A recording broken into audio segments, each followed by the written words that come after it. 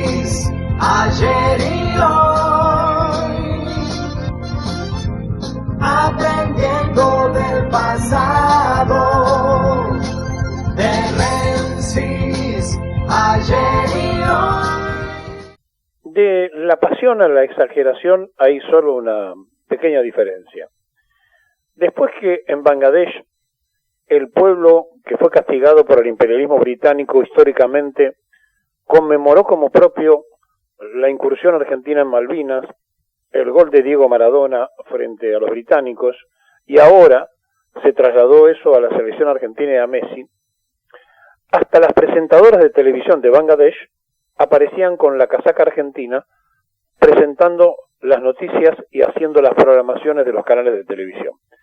Y entonces, claro, hubo una reacción casi inmediata y de copia de quienes en este mismo momento, en el grupo Clarín, que castigó tanto y que desea por lo bajo su conducción que a la selección argentina le vaya mal porque así entonces hay una factura más para pasar al gobierno de turno, tiene en sus canales de noticias periodistas que se ponen la casaca argentina para demostrar que ellos son hinchas de la selección. Y esto mismo pasa también en otro canal de noticias que defiende al gobierno como C5, y también las chicas allí vestidas con la casaca argentina.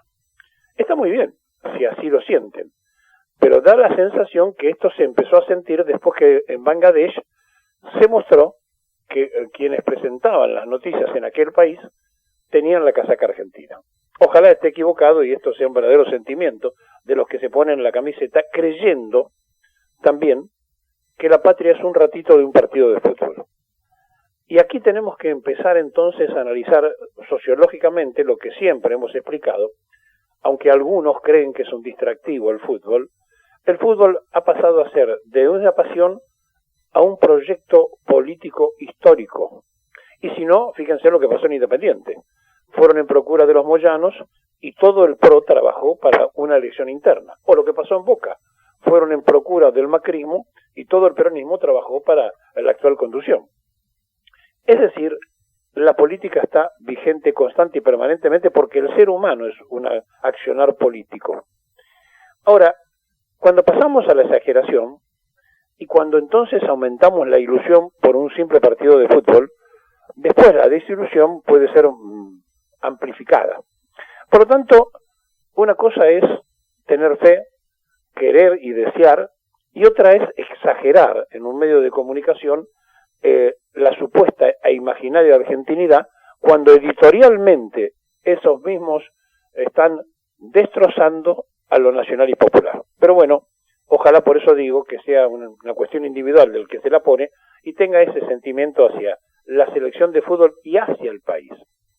Y hablando del país, ayer hubo una reunión muy cerca de Radio Belgrano, en la calle San Martín, al 800, en el Consejo de Inversiones. Allí se reunieron la mayoría de los gobernadores del Frente de Todo y del justicialismo, y durante 1 hora y 15 minutos deliberaron entre ellos, hasta que después llegó la cúpula de la CGT y se reunieron.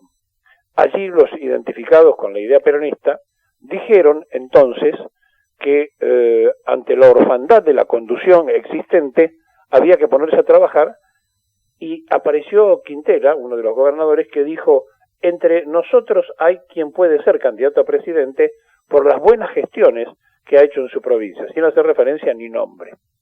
Y antes de comenzar el ingreso de los sindicalistas, Cavalieri, el gitano Cavalieri, responsable de comercio, salió a decir que Alberto Fernández, después de la pandemia, no había hecho absolutamente nada y que no tenía ninguna clase de respaldo del movimiento obrero. Lo liquidó ya de entrada como precandidato en borrador al actual presidente de la República. ¿Para qué hizo esto? Para empatar lo que iban a tratar, que era: si Cristina no se presenta, nosotros estamos dispuestos a construir una opción para el pueblo peronista para que pueda votar. Pero además de esto, esta vuelta queremos tener decisión activa en la formación de las listas.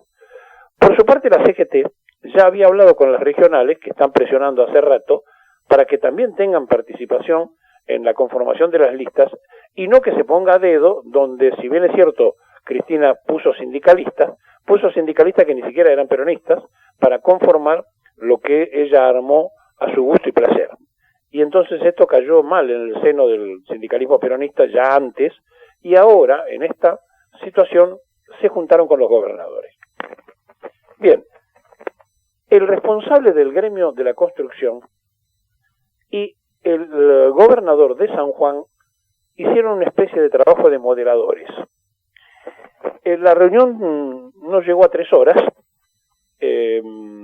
Previamente los gremialistas tuvieron 1 hora menos casi, porque llegaron después que pudieron hablar a solas los gobernadores, y allí estuvieron presentes Kicillof de Buenos Aires, Raúl Jair, que es el gobernador de Catamarca, Sergio Unac de San Juan, Ricardo Quintela de La Rioja, Mariano Arcioni de Chubut, Sergio Siloto de La Pampa, Alicia Kirchner de Santa Cruz, Gerardo Zamora de Santiago del Estero, Gildo Infran de Formosa, Osvaldo Llado de Tucumán, y por videoconferencia Jorge Capitaní del Chaco, cosa que no cayó muy bien porque querían que todos estuvieran presentes.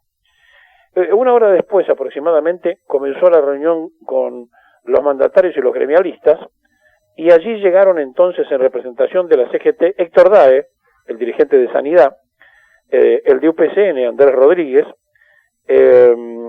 fueron los primeros en arribar, Gerardo Martínez de la Bocra, Armando Cavalieri de Comercio, Juan Carlos Smith de Dragado y Balizamiento, y Carlos Acuña de Estaciones de Servicio. Bueno, se hizo la reunión, que repito, Uñac y Martínez coordinaron, y establecieron varias cosas, entre ellas el que queda constituida una mesa político-sindical, digamos, entre gobernadores y dirigentes gremiales, a los efectos de empezar a trabajar para las candidaturas. Y un tema que se tocó a priori, antes de que lleguen los dirigentes de la CGT, fue el desdoblamiento de las elecciones. Y atención con este dato, porque hay muchos gobernadores que hace rato están diciendo que si no lo satisface el armado de cúpula, ellos van a cambiar la fecha de las elecciones provinciales para tratar de salvar la ropa en cada provincia y que la nación se arregle los que conducen la nación. Hubo también una conversación entre dirigentes sindicales antes de llegar a esta reunión, donde están exigiendo que dé un paso al costado Alberto Fernández como presidente del PJ, y en realidad están queriendo que se construya una mesa de conducción donde haya alguno del partido justicialista sentado, pero que no sea justamente Alberto Fernández. Veremos en qué queda todo esto. Es una reunión que tiene el sentido de empezar a darle cierto contenido, y están convencidos, absolutamente convencidos los gobernadores, que tiene que salir de ellos un candidato a presidente y si no un candidato a vice. Menos de eso no.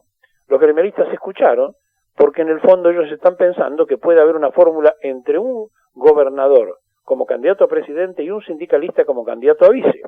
Es decir, que cada uno tiene sus barajas marcadas como para jugar en el mientras tanto.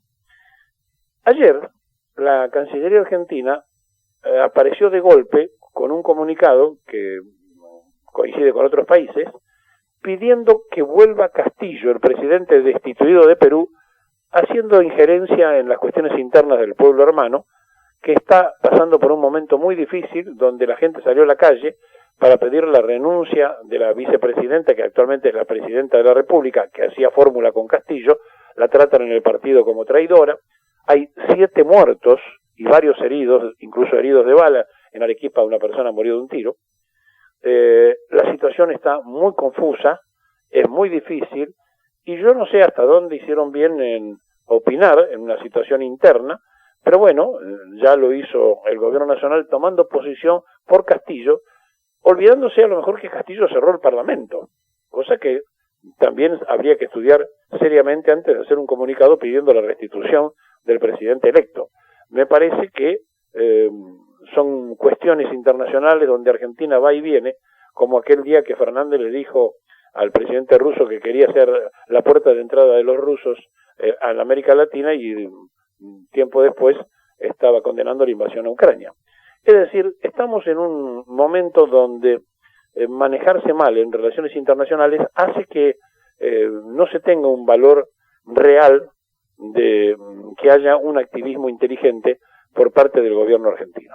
Pero cada quien sabrá a dónde aprieta el botín y todos están haciendo lo que pueden dentro de esas circunstancias.